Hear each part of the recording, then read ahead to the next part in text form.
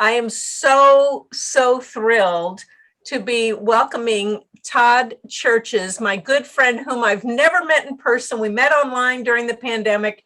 We became fast friends. I've heard Todd speak 3 times and I am excited every time. So Todd has a long list of accolades, but and I've tried to shorten them, but they're all so exciting.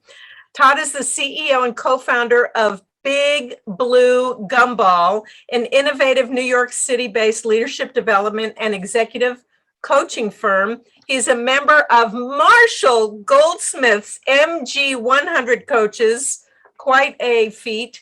He was recently nominated by Thinkers 50 as a shortlisted finalist for their Distinguished Achievement Award for Leadership.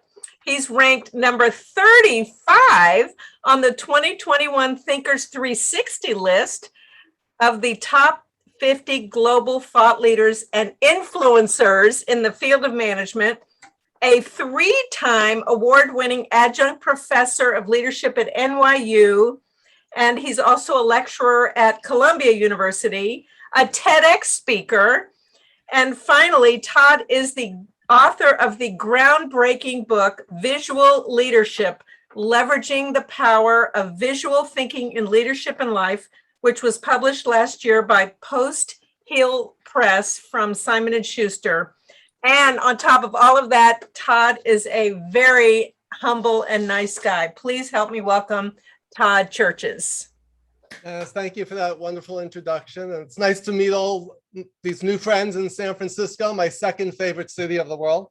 I'm coming to you live from New York, where I'm still mourning the loss by the Yankees last night. But good luck to all of you out there in your playoff endeavors.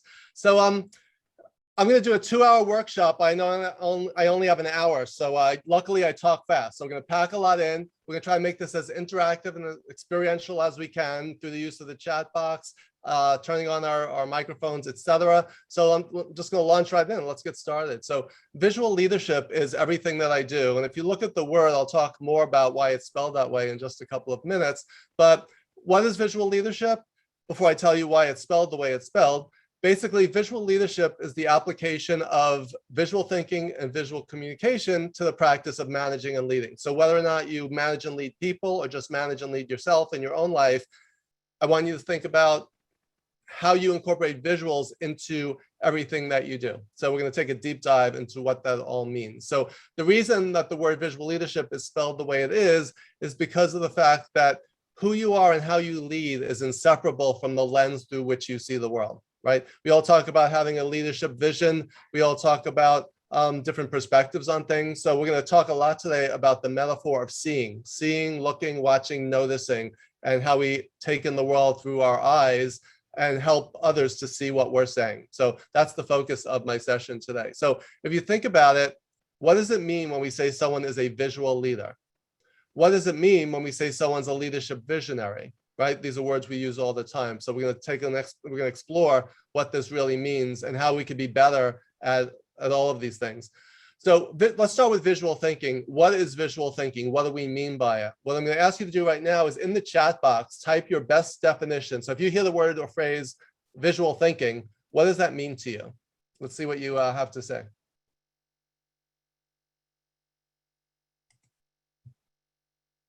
The use of imagination. Thank you, Colin, for kicking us off. What else?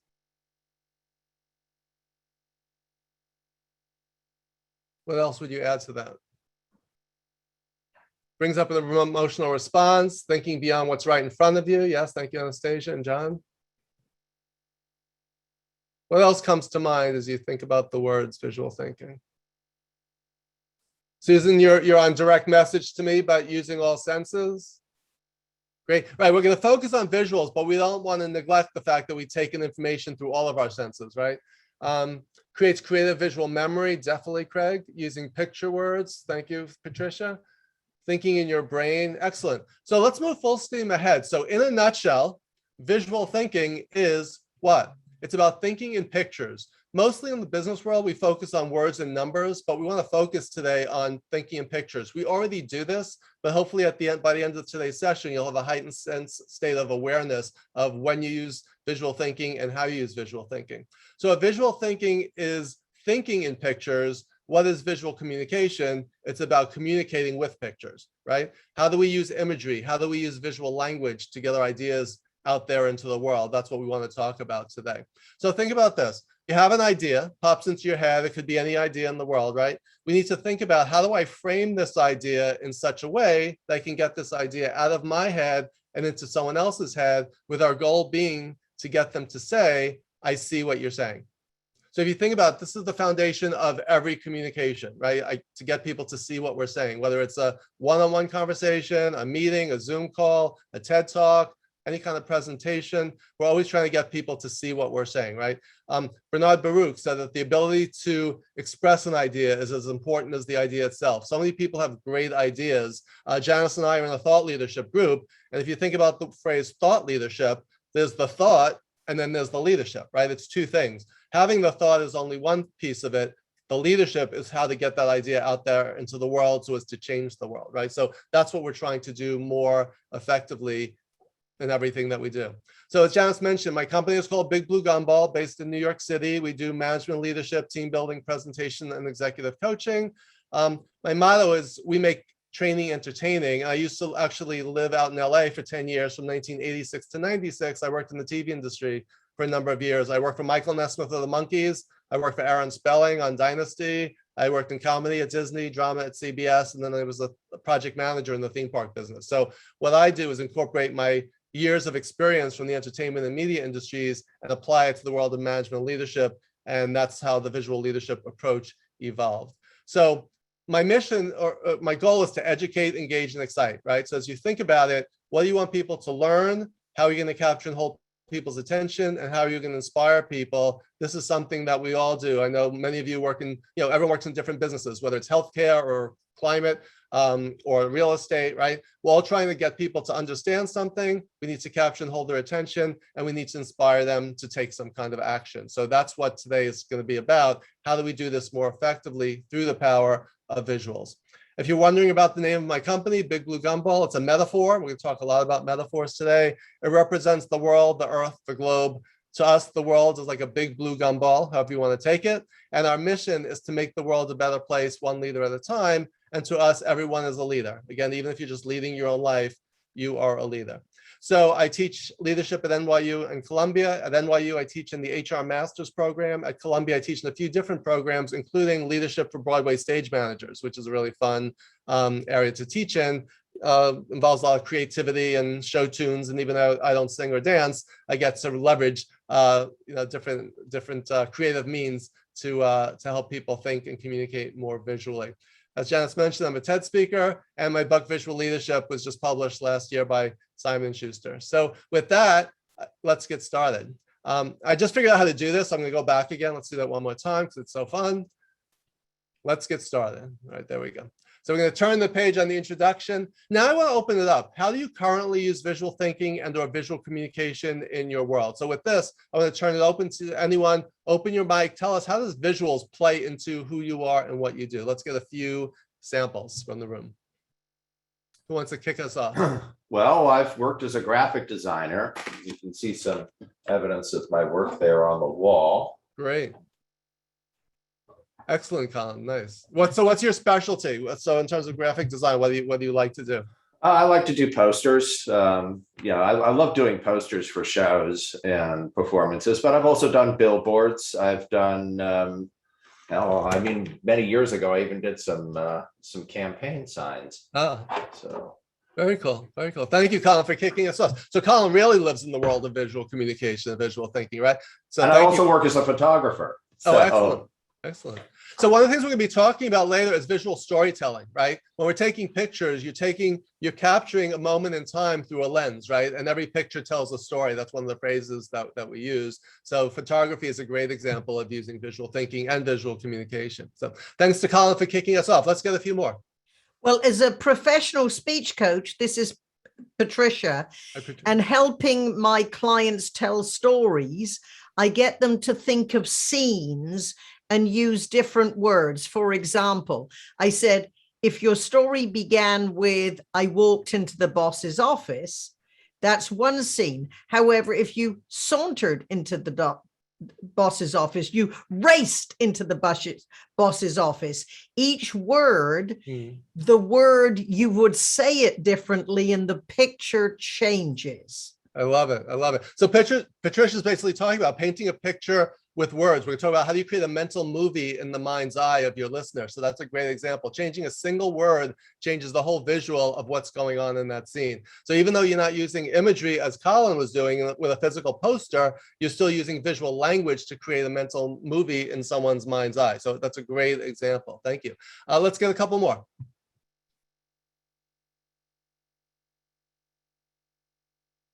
Who else would like to jump in? Todd, I'll jump in and say that all my presentations on climate change include videos. So there's in the background, maybe a video of a fire or flood or some positive aspect that is happening like EVs. And in the foreground, I bring up what it is that we want to talk about. That's great. Yeah, because talking about an abstract concept like climate change, if we don't use visuals, if we don't use stories, if we don't use metaphors, it's just not going to resonate with people, right? Using statistics and numbers and data just doesn't do it. Just like that sculpture you have behind you with the earth, I mean, that sends a powerful message, right? I mean, that shift idea visually represents that idea. So that's a great example of that. So thank you, John. Yeah, Craig. One thing I thought was really effective, I was at a presentation one time and there was an audio visual problem right as the speaker got on the stage to present. And he did not miss a beat. It was just a white screen. And he started telling a story about, see what's on the white screen. And he painted a picture on that white screen that just was in our imagination. And I thought that was incredibly effective. Yeah. And not just from, on multiple levels too, but just, even just painting a picture in someone's mind. Yeah, that's great. Thank you, Craig. If you just taking a look at everyone's virtual backgrounds tells a story, right? Look at the backgrounds in this picture, right? A lot of Golden Gate bridges, right? A lot of there's nature scenes, there's different neighborhoods, right? So even the visual image you choose to use, the virtual image you choose to use as your background is part of your brand. It's part of your messaging, right? It's something that you're trying to communicate something through that. It's not random. It's chosen with a reason and there's a purpose behind it. So again, we want to be more purposeful in doing it, but we also want to be aware in noticing. So with that, I'm going to move full steam ahead. So I first want to ask the question, why visuals? What is it about visuals that makes them so special, right? So if you think, oh, what is that person's name? He was in that movie with that woman, right? When you're doing that, you're trying to capture a memory from deep in the file cabinet of your mind, right? If you think, where are my keys? I can't find them. What do? You think, all right, where was the last place I saw them? So we're using visual thinking all the time, but we want to, again, be more aware of it. So what I say is that visuals help us do these three things: captures our attention, increases comprehension, and boosts retention. Why is that? When you use visual imagery, this is just the way our brains are wired. It gets people to focus, right? So right now you're looking at this. Even though there are words on the screen, our eyes are almost magnetically drawn to the visual image of the head, the color, the shape, just because, again, that's the way we're wired as humans, and even all animals, including my dog, right? Visuals capture people's attention, get them to focus. Comprehension, when you have a visual, it increases our understanding greater than it would be if we just took in something through text or through hearing something. And retention, it increases our memory. Once we see something, it's harder to forget it. We're more likely to remember it. So this is basic brain science 101, but this is why visual thinking and visual language is so impactful. So here's an example of this. This is the suggested reading list from my NYU course syllabus. This is the same information, right? Put side by side, which one draws our attention? Which one will get us to understand? Which one will get you to remember, right? So it's just so simple. If I was to blank out the screen, you would probably remember more books from the images of the book covers than you would. Maybe you'll remember one or two from the text list, but you might remember all 8. And I've done this with students, and they do remember the visuals much more effectively. So when you think about left brain, right brain, and this is metaphorical, not literal, but metaphorically, when the left brain and the right brain battle it out, the right brain always wins. That's just the way our brains are wired. And to scientifically verify this, I've watched this video about 1,000 times, and the guy on the right always wins. So that proves the fact that the right brain beats the left brain all of the time. So why is this? I just want to touch on 2 scientific theories, and I'm going to shut off the dualists because it's distracting because our eyes are drawn towards it. So first is the picture superiority effect, which very simply says that when text and pictures do battle against one another, the visuals wins, the pictures wins. The dual coding theory, and it's dual as in 2, D-U-A-L, as opposed to D-U-E-L, as in the dual above, means that when we use text and pictures in combination, it's more powerful than either one by itself, right? So those are just 2 basic brain science theories that support this contention around the power of visual. So that's the magic combination. Whenever you can combine words and pictures, that is your key to success. And that's why, as the saying goes, a picture is worth 1,000 or more words. What I'd like to do right now is introduce you to 4 ways to think and communicate more visually. Again, we could spend hours or days talking about this, but in the time we have today, I just want to give you a few highlights so you can leave here today wanting to learn more and do all of these things more effectively. So these are the 4 categories. So if you look at the visual icons for each of these, they will help to reinforce the combination of picture and text. First category is using visual imagery and drawing. And I'm going to go into a little more detail on each of these. So 1 category is using pictures and drawing. Category 2 is using mental models and frameworks. Category 3 is using metaphor and analogy. And category 4 is using storytelling and humor. When you use any of these 4, and especially if you use them in combination, you're going to get people to see what you're saying more effectively than, say, through words alone. So let's take a deep dive into each of them through some visual examples. So firstly, communicating through pictures and drawing has been around since caveman times, right? Even before the written language, possibly before the spoken language, people were drawing things out, right? So whatever story is here, that this cave person was trying to tell us, 44,000 BC, they were capturing a moment in time, telling a story in pictures. So let's take a look at some more recent real world examples. So firstly, the iceberg. This is a very common visual image and metaphor. It basically represents what we see or what we know versus what we don't, right? So if you say to someone, oh, that's just the tip of the iceberg. When you first meet someone, your first impression is just the tip of the iceberg. When you're watching a movie or a Netflix show, the first 5 or 10 minutes is just the tip of the iceberg, right? So anytime we use the iceberg, it's a great metaphorical visual representation of what we know and see versus what we don't. So that's 1 example. When we use maps, here's a New York City subway map, right? Which I use to get around. If you look at the color coding of the subway lines will help you. You could say to someone, hey, take the red line from the Upper West Side down to Battery Park. Or I live on the Upper East Side, so I take the Q train a lot, which is our newest subway line, which is the yellow one. And I may say, take the yellow line to Times Square and then switch over to the red line, right? I'm using colors, numbers, and letters to visually represent reality. The map is not the territory is a famous saying for a reason.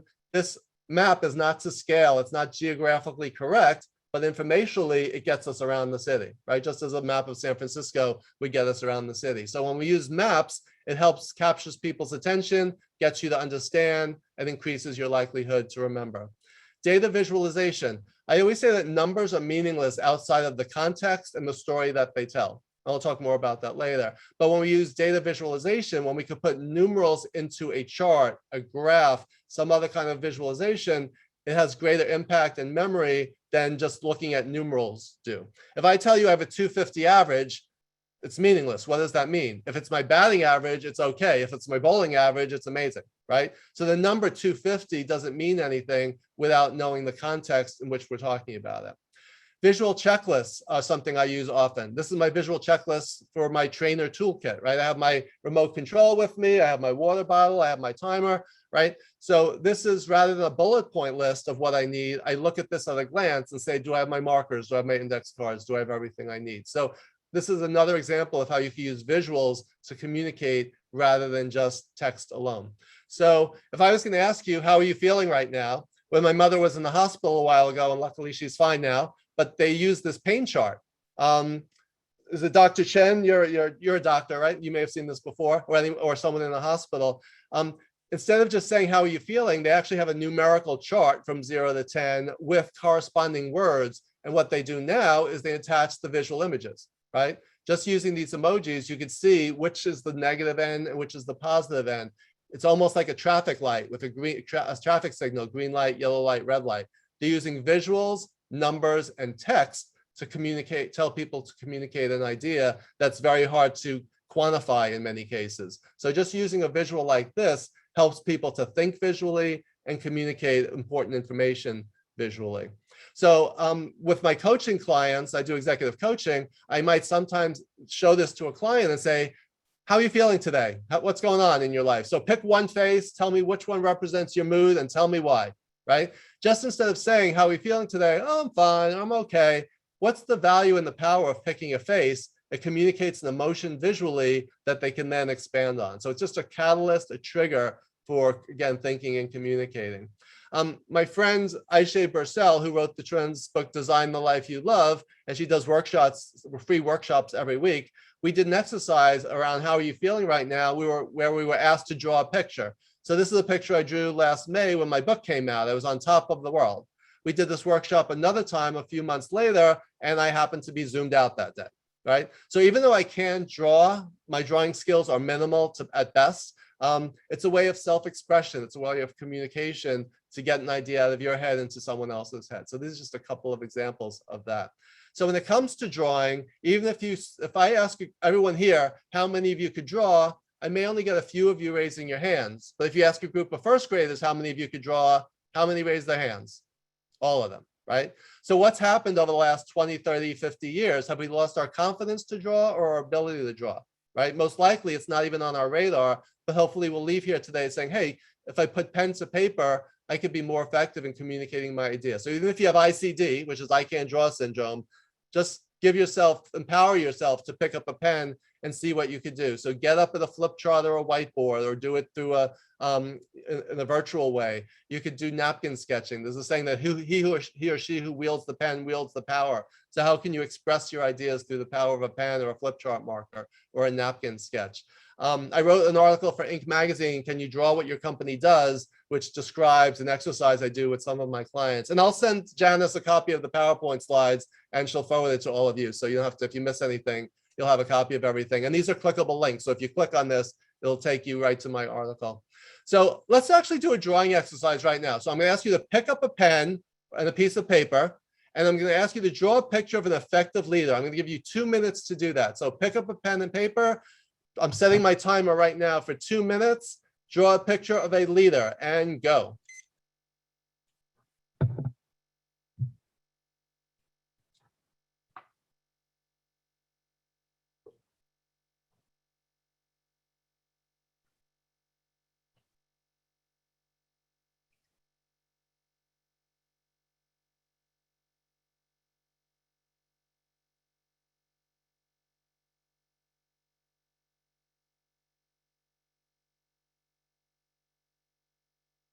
All right, 30 more seconds.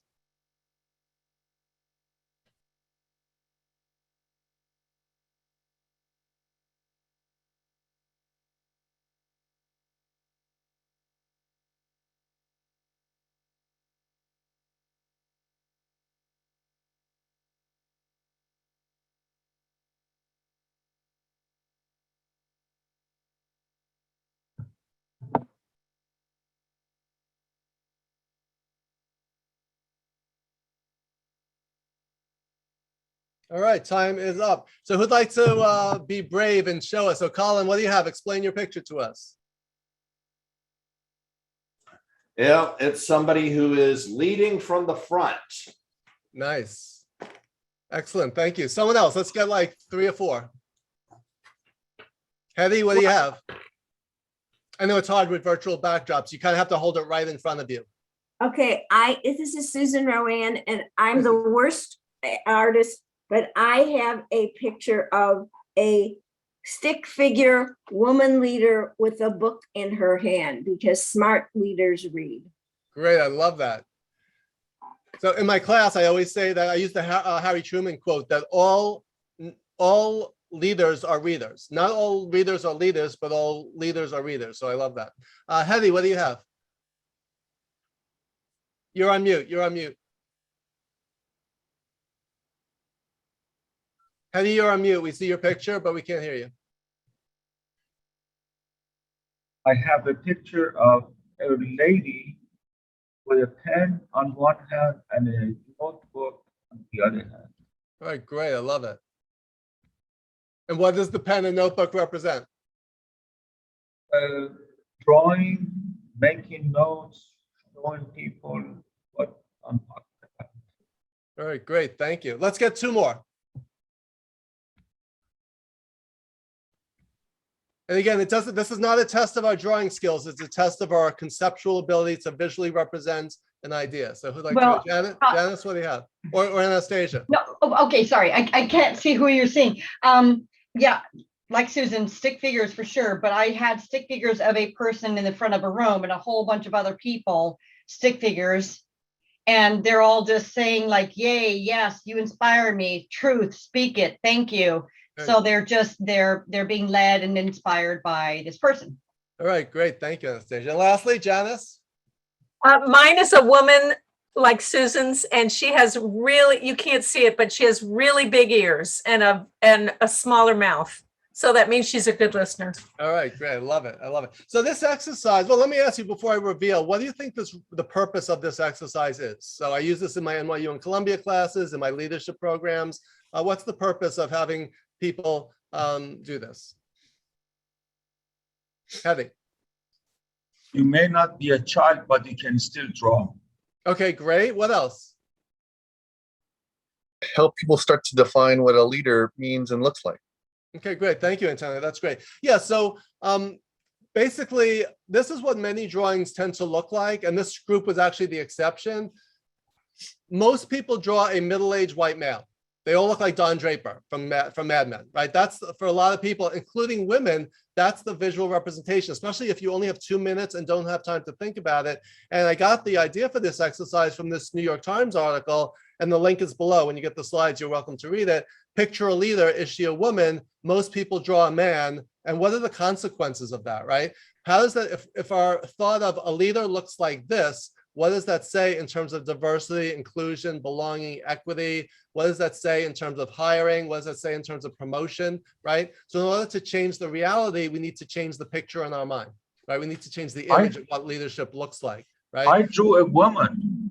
You did, Hetty, you did. So yeah, this group, I think I had more women drawn by Susan and Janice and Hetty than ever before. So that's great. So maybe you're more attuned and more aware than many are. But again, most of my students, I would say 80% of people either draw a stick figure of a man or some kind of man similar to these. Every once in a while, you get a metaphor like a geese flying in V formation or some other kind of conceptualization. But again, we need to change the picture in order to change the future reality. And that's one of the key takeaways. And that's the power of visual thinking. To change the world, we have to change the way we envision things. And this relates to everything from climate change, as was spoken about earlier by John, and leadership and everything else. So again, that's part of the power of visuals. So when you use drawing, it's more effective. Again, drawing, PowerPoint slides, any visuals will help you to get your message across. Even Napoleon said a good sketch is better than a long speech, although he probably said it in French. I'm not sure if he spoke English, but even back then, people knew that a picture, again, is worth 1,000 words. Let's talk very briefly about mental models and frameworks. So some examples: a Venn diagram is a visual representation of ideas to show two things intersecting and where the overlap is. A pyramid model, like Maslow's hierarchy of needs, represents an idea. We all are familiar with 4-box matrices, like this is the time management matrix, but there's SWOT and there's others. A company's organizational chart is a visual representation of the hiring structure, right? If we do mind maps or storyboards or affinity diagrams or process diagrams, these are all visual representations of ideas that help express an idea. It helps us to think and gain clarity, but it also helps us get the idea out of our head into someone else's. And it also facilitates conversation, because then you can look at something together and say, what if we move this around? I think you're missing a step. It's a great way to have a conversation that will create clarity and collaboration. So it's a great collaboration tool. So that's frameworks and models. Again, I could spend hours on each of these. I just wanted to introduce you today to the 4 types.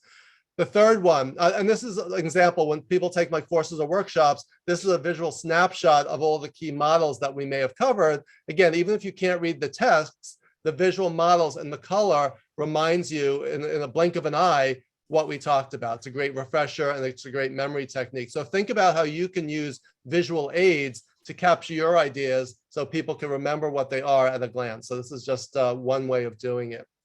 Let's talk about metaphors and analogies now. We'll have some fun with this. So I mentioned before that visual thinking in a nutshell is about this, right? It's about thinking in pictures. Why a nutshell? I use that phrase and we use it all the time, but without thinking about it, what does it mean? It means in a very brief and concise way, that it's so small, so simple, that I've simplified the complexity to the point where it could fit into a nutshell, not literally, but metaphorically, right? So we use metaphorical language all the time, but very often we don't think about it, we don't notice it, we may not choose the best metaphor for a situation. So this will create that heightened state of awareness. I also said, when you take an idea, you need to frame it in such a way that you can present it to the other person, right? So what does it mean to frame an idea or to reframe an idea in another way, right? So framing is something that we often do and use, but one visual that almost gets overlooked is the light bulb, right? That represents an idea. If you see a light bulb, we all know it represents an idea, but why? It's universal. It's a flash of inspiration. But here's a little trivia. Does anyone know when and where the idea of using a light bulb first originated? And when? Where and when? Any guesses? Type it in the chat box. Let's see if anyone can get it. It's so common we don't even think about it, but let's think about it for a second. Any guesses?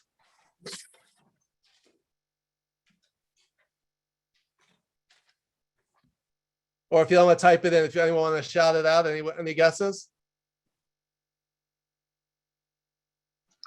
GE. Very good guess. It's close because it is related to Thomas Edison. So it does go back to the early days of the light bulb. One more guess, anyone? So it's yes, definitely Susan, after Thomas Edison invented it. So to reveal it, it's Felix the cat in the 1920s. Whenever Felix was thinking of something, the animator would draw an image over his head to show what he was thinking. He used a light bulb. And if you think about where electricity was in the 1920s, it was just now becoming wider spread. It was not that long after Edison invented the light bulb, right? But we're still using it. It's 100 years later, and we're still using a light bulb. Now, hopefully we're using more energy efficient light bulbs. Sometimes we use the curly Q one or a fluorescent. But again, a light bulb represents an idea, a flash of inspiration, but it's so common that we don't even notice it. So hopefully one of the outcomes of today is you'll start to notice things that are so obvious that we don't even see them. So that's one aspect of visual thinking. So why metaphors and analogies? They make abstract ideas concrete.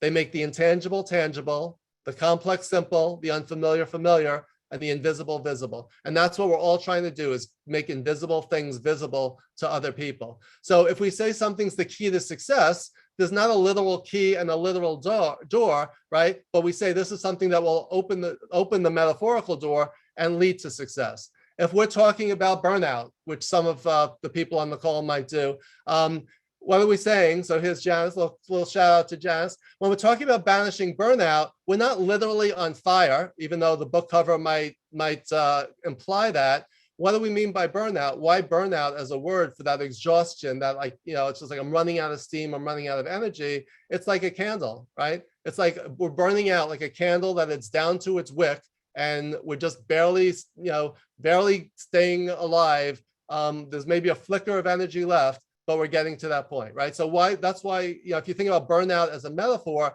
how can we reignite the flame? How can we rebuild the candle, right? So just Janice is talking about banishing burnout. It is literally a metaphor of, represented by a candle. So if you think about the candle, we need to think about how do we rejuvenate ourselves before that flame goes out, right? So that's just one way of thinking about it. When we use expressions like it's like talking to a wall, some of you may have, feel like that with your kids or spouses or coworkers, right? What does that mean? It's like our message is not going through. It's like bouncing right back. If we say, I sound like a broken record. I once said this and this is one of the things about metaphor, you need to think about your audience and people's understanding. I once said this to my students, I'm sounding like a broken record. And they thought a broken record was like in the Olympics when you break a world record and you win a gold medal.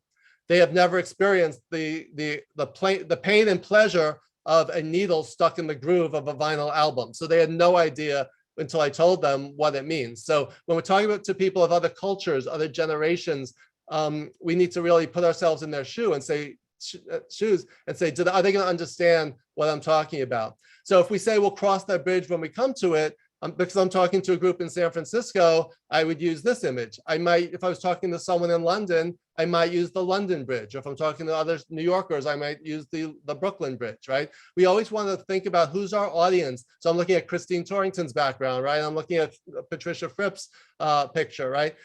It makes a connection with people when we use metaphors, use examples, and illustrations that resonate with the other person. So if we're talking about Tony Bennett's I Left My Heart in San Francisco, he didn't literally leave the heart out of his body behind, right? So that is a metaphor. And even if you send someone a Valentine that looks like this, I don't think my wife would appreciate it. So we use a metaphorical heart to represent a Valentine, right? Even though symbolically, this is what we're talking about, because that's the home of our feelings. So when he said, I left my heart in San Francisco, he left a loved one behind, right? So again, we use metaphors all the time.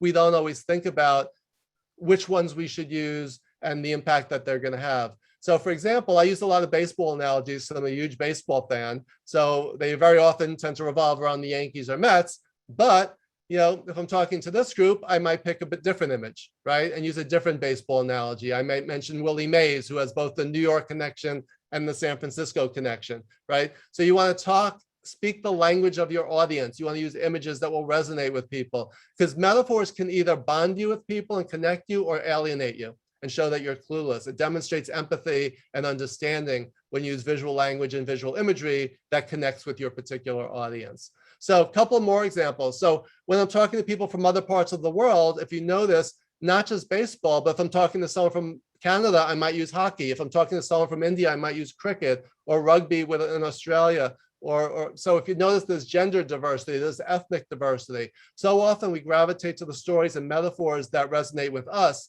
But again, we really need to turn it outwards and look at things through the lens of our audience or our listener or our reader, right? So one metaphor you might choose to use might be nature, right? Nature is universal. We could talk about planting the seed for an idea. We could talk about getting to the roots of a problem or going out on a limb or branching out in new directions and seeing which ideas bear fruit. And if we do, the sky's the limit in terms of what we can achieve. So right here, there's 6 different nature, tree-related metaphors that anyone, regardless of culture, could relate to. So again, we want to think about what metaphors and imagery do I use to express my idea.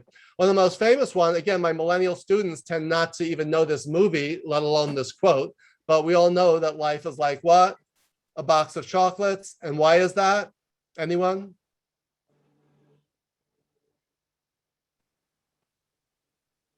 Because what? You never know what it's going to be gonna like. get.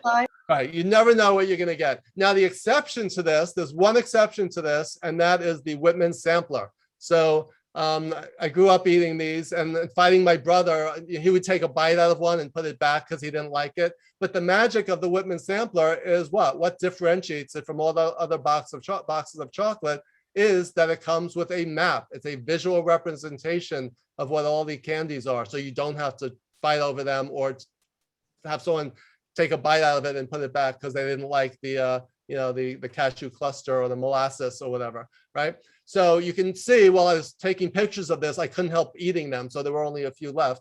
But the point is, when we use a visual map with text, and we could explain something in a way that the visuals alone won't or the text alone won't. So again, this is the power of pictures and the power of chocolate to get an idea across and be memorable.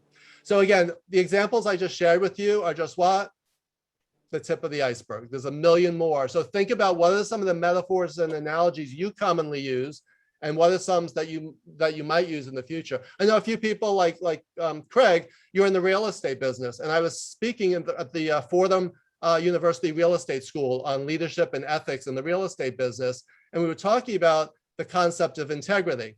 So we talked about what's the parallel between the integrity of a building and the integrity of a real estate person in terms of their character, right? It's a solid foundation. It's trust that the building won't fall over, and trust that the real estate person is being truthful with you, right? So even a word like integrity is a metaphor when you apply it to character, while also applying it to the nature of the foundation of a building. So again, we should customize our metaphors to our audience, not necessarily to us. And lastly, let's talk about very briefly about storytelling and humor. I gave you a few examples of storytelling, hopefully a few examples of humor as well.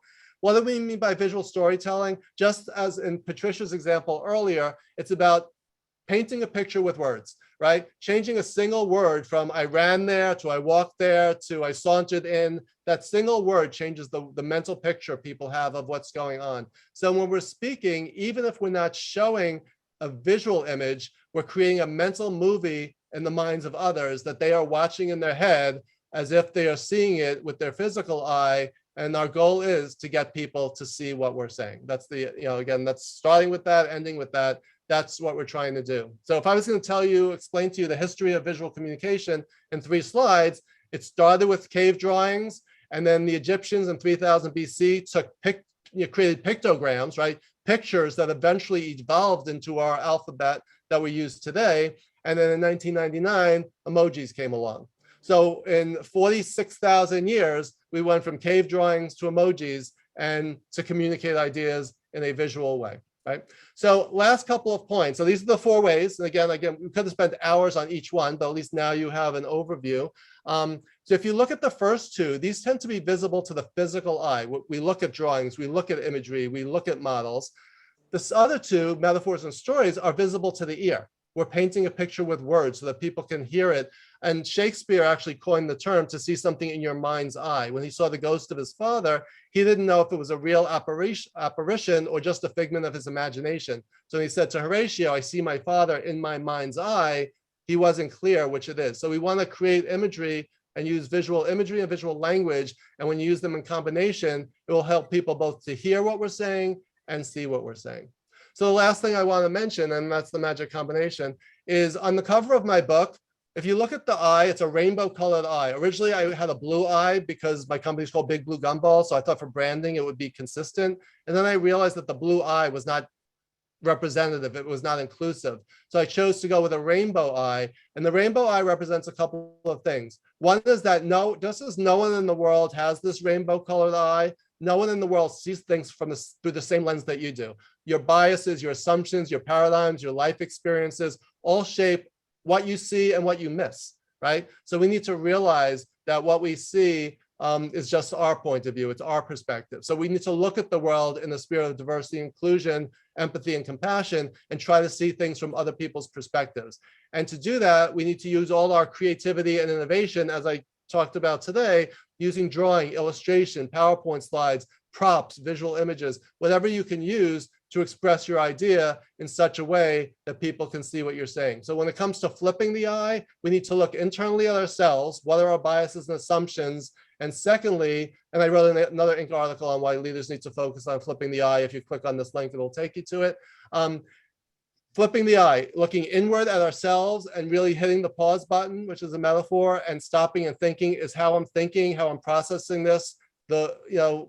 It's just one way, but are there other ways of seeing things from other people's perspectives? And we need to see the world through the lens of others with empathy and compassion so that we can help, as leaders, we can help other people make their visions a reality. So if you want more, just visit my website, toddcherches.com, check out my book and my TED Talk. And I just want to close out with a little New York, in a New York state of mind. And I took this picture when I was on the Staten Island Ferry a few years ago, and I love it. I'm going to leave you with this quote from Marcel Proust, the French novelist, who said that the real voyage of discovery consists not in seeking new lands, but in seeing with new eyes. And hopefully when you leave here today, you'll start to see things with new eyes and a new lens and become a more visual leader. And with that, I thank you for having me, and I'm here for questions. So appreciate it. Thank you so much, Todd. If you could unshare, and then we'll open up the room. Craig had to leave and asked me to manage the chat or the questions, and I'm going to stop the recording.